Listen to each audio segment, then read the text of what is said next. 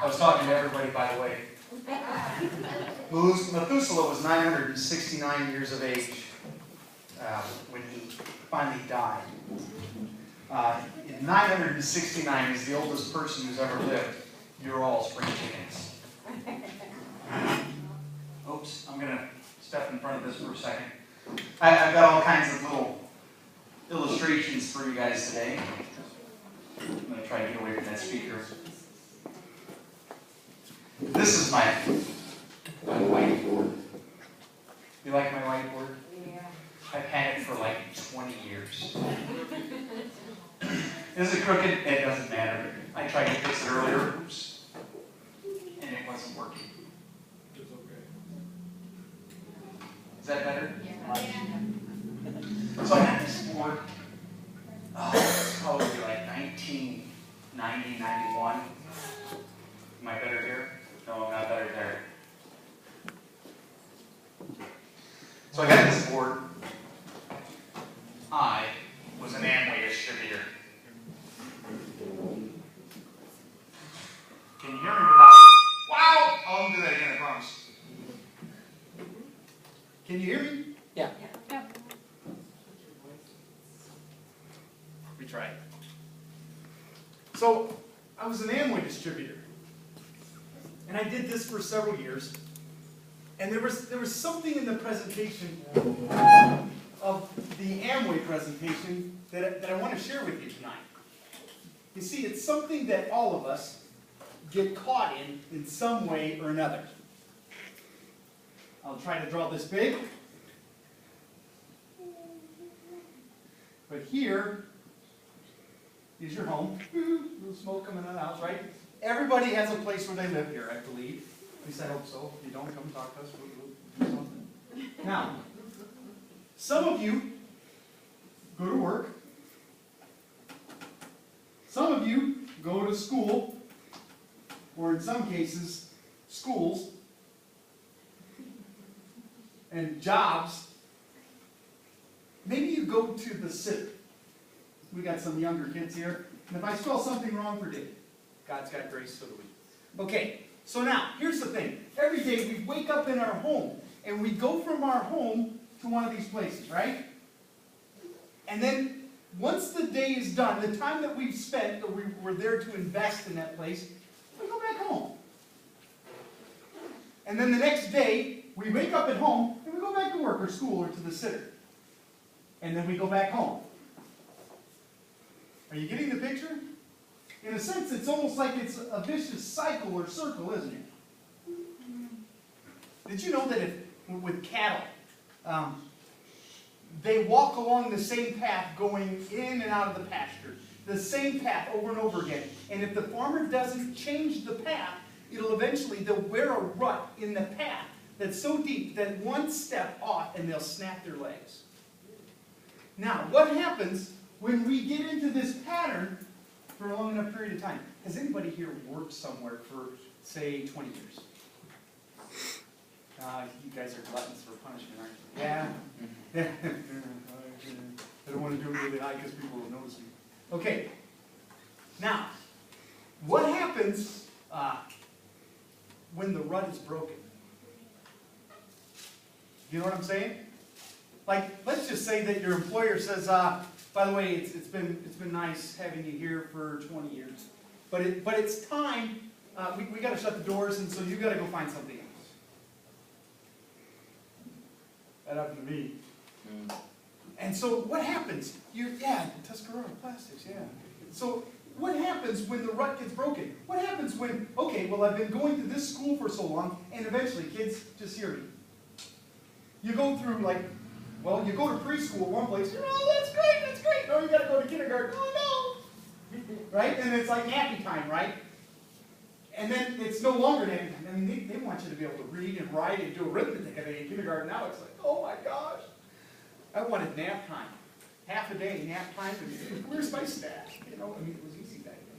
So, but then you step up into another grade, right? You go to first grade, but you get to like 6th grade or 5th grade, I think it is today. You get to 5th grade and it's like, oh, it's time for you to go to another school. And so then you jump into a bigger pond. Actually, sometimes it might be a smaller pond, but you never know. But you get comfortable there, 6th, 7th, and 8th grade, and then what happens? It's time for you to go to the bigger pond. Oh my. And so now you're off to high school. And so then you get done with high school, then what happens? You've got to change again. Sometimes people go to college. We've got some college students here. Sometimes they go into the military. That's what I did. Sometimes you just go straight into the working world. But there's always changes that go on. And when this is disrupted, we can kind of get upset. We get bothered. And the thing is this isn't necessarily bad. I mean, we all need an education. If mom or dad works or both, and you got to go to the sitter, you got to go to the sitter, okay? And eventually you're going to have to work. So it's not necessarily a bad thing. But then sometimes it can be. Now, you people that have been doing something for over 20 years, I know somebody in the crowd that did something for over 20 years. And in the end, before he left this place, he used to talk about how much he loved his job and how much he couldn't wait to go back. And how he just loved every moment that he was there. Right, Rodney? He's not talking about me. Come on. You know, he was like, oh, I just can't wait to go. You know, 20 years or so. And sometimes the rut gets kind of grueling and we hate what we're doing. And yet we do it because it's the only thing that we know. It's the only thing that we do good, or in our minds at least. And so we're like, well, I'll just stay in this little rut and I'll just keep doing this because in 5 years I can retire, right? You know, and we do these things, but we hate it. And so we get these ruts sometimes. As a matter of fact, a few years ago I went through counseling. And when I was in the counseling, my counselor told me, she says, well, Rob, what you have are these patterns. You see, I get started over here and I get spinning over here, and then all of a sudden I spin out of this one, and what do? I start another one. And then I spin out of that, oh, into another one. And I was doing this, and she said, Rob, it's not healthy. And it's like, yeah, you're right. I never thought of it that way before. And so it helped to have somebody else step into my life and say, Rob, you need to do something different. Because, as my friend Albert Einstein said, he said, to continually do the same thing over and over again, yet expecting a different result, is a definition of insanity. To continually do the same thing over and over again, yet expecting a different result, is a definition of insanity. And I think that we do this. As a matter of fact, I have another little tidbit for us today. Story I heard a couple years ago. This woman was preparing for Easter dinner. You know, because at Easter dinner, you got to have ham, right? I don't know where that came from. It's just... It's still in the wrapper, people. Can you turn that on? Good thing Easter's not for a while. Right. So, this woman, she's preparing for Easter dinner. Now, half a ham. Do you think this half a ham would feed everybody in the room? No. Yes. I see somebody in the room that might be able to polish this off by himself. As a matter of fact, I see a couple people that might be able to polish it off for themselves. So, this woman, she's preparing dinner, and they've always done half a ham. And she's preparing this, and she's going, why am I making half a ham? I've got all these people coming to my house for dinner. What am I doing this for? And so she's like, I don't know, I'm going to call my mom. And so she gets on her phone, and she's, Mom, I'm making dinner, and I got all these people coming to the house, and you know what? Half a ham, it's just not going to cut it. She says, why do we make half a ham? And she says, well, I don't know. That's just the way we've always done it. And so she's like, you know, well, why don't you call your grandmother? Maybe your grandmother will know. Okay, Mom. And so she hangs up the phone, she picks the phone, she calls Grandma. She says, Grandma, I'm making a ham, and I've got all these people coming over, and half a ham isn't going to cut it. And I'm wondering, why do we make half a ham? Why is it just is there a reason why we only do half a ham? Is there like a tradition? She says, well, I don't know, sweetheart. I just know that when I used to make it, when I first got married, I only had a pan large enough to cook half of a ham. And they've been doing it that way ever since. How many things in your life are you doing because that's the only way you've ever done it?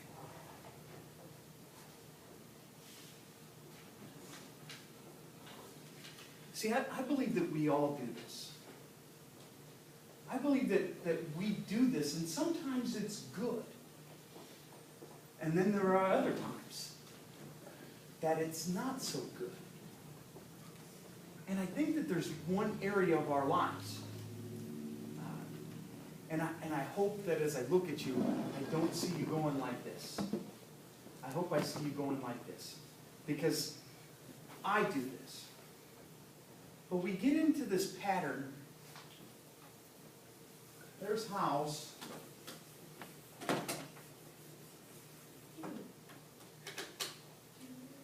And here's the church. And we get up on Sunday morning and we drive to the church. Because we're Christians, we go to the little restaurant, and I'm not even going to try to spell that. From there, back to home. Maybe we wait for Wednesday to come along and we get in the car again and drive to church. Maybe we'll go through the McDonald's drive-thru and then go back home to eat afterwards because we didn't have time before church. And we wait for Sunday morning to come again, and we go to church again in the morning. And then we go back to the restaurant because that's what we do, and then we go home. And it's a rut, isn't it? Maybe you're good. Maybe you're a devoted Christian. Maybe you spend time in a small group through the week, right? Let's say Thursday, right? If you wanted to go to one on Tuesday, there's one in Peru. I need that one. So you got the small group, and that's a G, right? And so you have this. Well, chances are you go here, and then you go here because we got to eat, because it's always a Christian thing. We got to eat, and we do. But we get in these patterns, and we think it's almost like I've got this little checklist. Oh, well, let's see. I woke up this morning, I read my Bible, and I checked. And I prayed, and a check. I gave my offering, check. I went to church on Sunday, check. I went to my small group, check. And we get this checklist, and then when the week is over, we go over our little checklist, and we erase it off, right? We clean it up, and we go, oh, let's get started again. Check, check, check. What I'm getting at is, I don't believe that this is what Jesus came to establish. And I don't know where we got this concept of that's how we do church. Because really, Jesus never called us to do church. Jesus calls us to be church. I find this interesting. If you want to turn to the book of Matthew, for those of you who have Bibles, and it's going to be in chapter 5, and I'm going to start at verse, I went too far, at verse 21. Okay. Those of you who don't, I got it up here on the PowerPoint. So, here's Jesus. Now, by the way, this is in the midst of the Sermon on the Mount.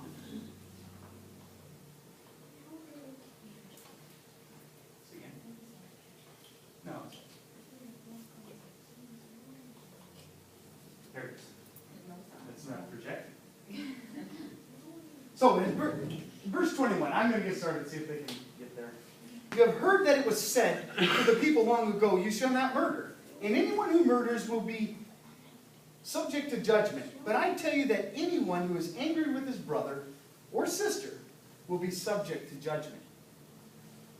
Now the thing that I find interesting is this, is that as you go through this chapter 5 of Matthew, you find Jesus saying this over and over and over again. And hear what I'm saying. You have heard that it was said to the people long ago. You have heard that it was said to the people long ago. Are you catching what I'm saying? Mm-hmm. You have heard that it was said to the people long ago. What's Jesus saying to this crowd of people? What is he trying to communicate to them? You have heard that it was said. And if you don't believe me, verse 27, you have heard that it was said. Verse 31, it has been said. Verse 33, again, you have heard that it was said to the people long ago.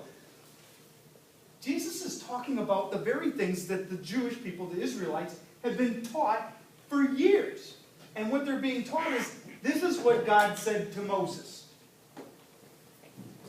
But if Jesus is saying, you have heard that it was said, Does it sound like he's supporting what they're saying? Does it sound like Jesus is going, oh, just keep going? You see, because he goes on, you shall not murder, and anyone who murders will be subject to judgment. But I tell you that anyone who is angry with his brother or sister will be subject to judgment. It's kind of different, isn't it? It changes just ever so slightly. How about verse 27? Oh, they still don't have it up there. Sorry, brother. You have heard that it was said, you shall not commit adultery. But I tell you that anyone who looks at a woman lustfully has already committed adultery with her in his heart. It's slightly different, isn't it?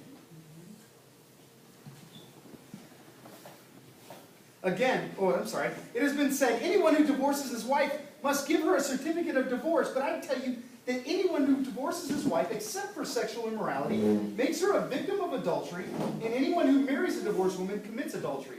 Sounds a little bit different, doesn't it?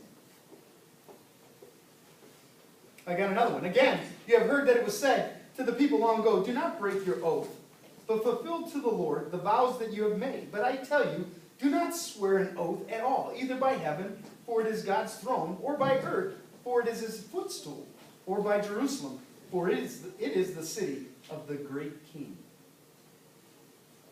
It's different. You see, they knew the Word of God. Take the Apostle Paul, when he's still Saul, and he's on the road to Damascus. Right? And he's on his path, and he's going, and he meets Jesus. And it says that he goes and he's in this house on Straight Street in Damascus, and he's there for 3 days, and he's praying, and he's fasting. Right? And in the midst of this time, God shows him that this man named Ananias is going to come and talk to him. You got it? This one's not on there, so you might just need to advance a little bit. And so, what happens? Ananias comes, he lays his hands on Jesus, Jesus regains his sight, Jesus goes out, and he's baptized, and it says immediately he's out in the temple courts, and he's preaching to the people, and he's convincing them that Jesus is the Christ. Now, 3 days earlier, this guy was on his way to Damascus to go arrest anyone who called on the name of Jesus. What changed? It wasn't the words in the Torah. It was how he understood the words in the Torah. I would tell you that I think that how you and how I understand church needs to change. It needs to be different. And you young people who are board stiff, you really need to hear this, because this is something that applies to you as well. Church isn't something that we do. Church is something that we are. Amen. In Matthew chapter 11, verse 28 through 30, Jesus says, come to me, all you who are weary and burdened, and I will give you rest. Take my yoke upon you and learn from me. For I am gentle and humble in heart, and you will find rest for your souls. For my yoke is easy and my burden is light. Now a yoke, okay? And I ask this question a lot. And I say, so what does yoke mean? Well, that's that little yellow thing in the egg, Or it's that wooden thing that you put on the oxen so they can pull. And they're right, that's true. But when Jesus says, take my yoke upon you, what is he saying? Do you know? Quiet, Evan. See, the yoke, Jesus' yoke is his teaching, his understanding of Torah. His understanding of the Bible that the Jews had. That's his yoke. It's how he understands what it is that God is calling us to do or to be. But he says, come to me, all you who are weary and burdened, and I will give you rest. Take my yoke upon you and learn from me. It's almost like, look, you know what? You've learned enough of this other stuff from the rabbis. Learn from me. I'm here for you. For I am gentle and humble in heart, and you will find rest for your souls. For my yoke is easy and my burden is light. You see, what I think Jesus wants us to do is to go out and to love people. Now, I would love to, I really believe that a lot of times when pastors get up and preach, they talk about some great stuff. But if you're anything like me, I know that I've sat through more than one church service, scratching my head, thinking, what does that look like? How do I do that?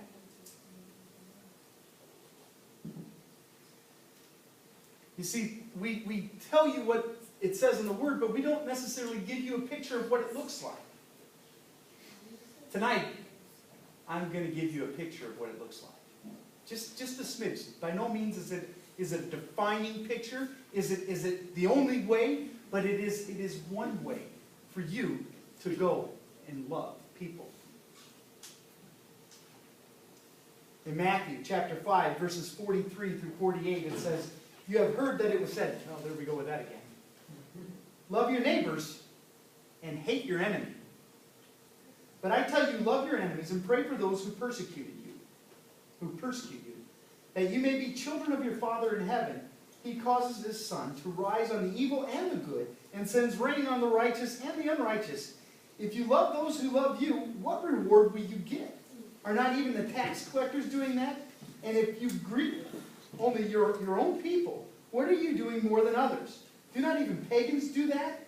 Be perfect, therefore, as your heavenly Father is perfect." So, if you're going to go by what the law says before, if you're going to adhere to the law, the Ten Commandments, that's your mantra, I got the law, I got the law. If that's what you're living by, James 2:10 says, you who live by the whole law yet are guilty of breaking one part, are guilty of breaking all of it. You see, the law was a yoke that no one, not even the religious experts and rulers and leaders, of the synagogue, they couldn't keep the whole law. And yet they walked around and they pretended like they're perfect. Oh, you should do like I do. Oh, because I've got the law down, right? And the truth is, Jesus, what does he say to people like that? He says, you'll travel over land and sea to win a single convert. And then when you do, you will make them twice the son of hell that you already are. It doesn't sound like they got the picture right, does it? And so, where we're at today, we have people that are very religious people. And God love them. I mean, I do. But I want them to know and understand that there's something more than just going to church on Sunday. There's something more than when you're talking to your friend. Oh, but you do that? Well, you're going to go to hell. There's something more to it. In John chapter 4, I believe 1 through 26. I believe. And I'm going to try to read this. Forgive me if I stumble. Now Jesus learned that the Pharisees had heard he was gaining and baptizing more disciples than John, although in fact it was not Jesus who baptized. That's interesting. But his disciples. So he left Judea and went back once more to Galilee. Now he had to go through Samaria. So he came to a town in Samaria called Sychar. Near the plot of ground Jacob had given to his son Joseph.